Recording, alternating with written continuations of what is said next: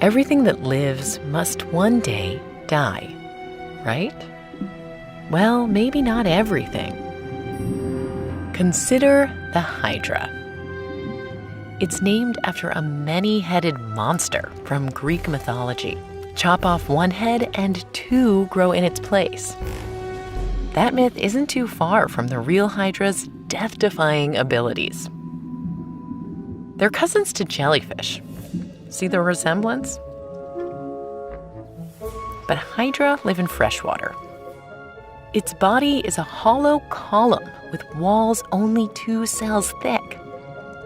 Its head is just a bunch of tentacles surrounding a mouth, no eyes or brain. The whole thing is about as long as a grain of rice. The hungry Hydra stretches out its tentacles to snag swimming prey. Microscopic harpoons hook the water flea, injecting it with paralyzing neurotoxins. Then it's down the hatch. The Hydra uses those nutrients to make more Hydra. Check out this bud. It's a clone sprouting right from the Hydra's side. Hydra can reproduce sexually too, but most often they just clone themselves.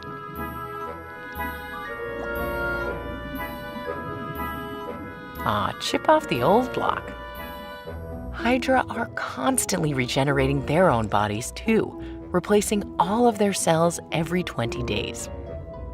They can do that because roughly half of the cells in their bodies are stem cells, which can develop into all the different types of specialized cells you need to build or rebuild a body. Stem cells only make up a tiny percentage of our bodies, and our stem cells degrade over time. That's why we age. But a Hydra can make near-perfect copies of its stem cells, basically forever. It's called non-senescence, biological immortality. Having all those stem cells allows Hydra to recover from all kinds of damage. All right, here we go.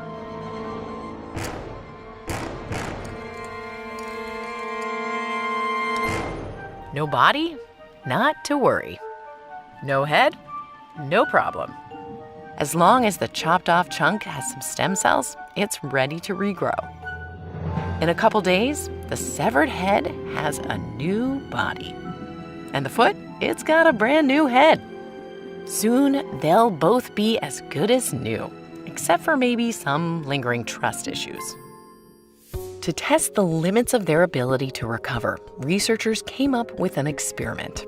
This Hydra is genetically engineered so that under ultraviolet light, its exterior cells glow purple and interior ones glow green. Scientists basically blend up a bunch of these Hydra, leaving a heap of mixed up cells. Right away, the cells start reorganizing.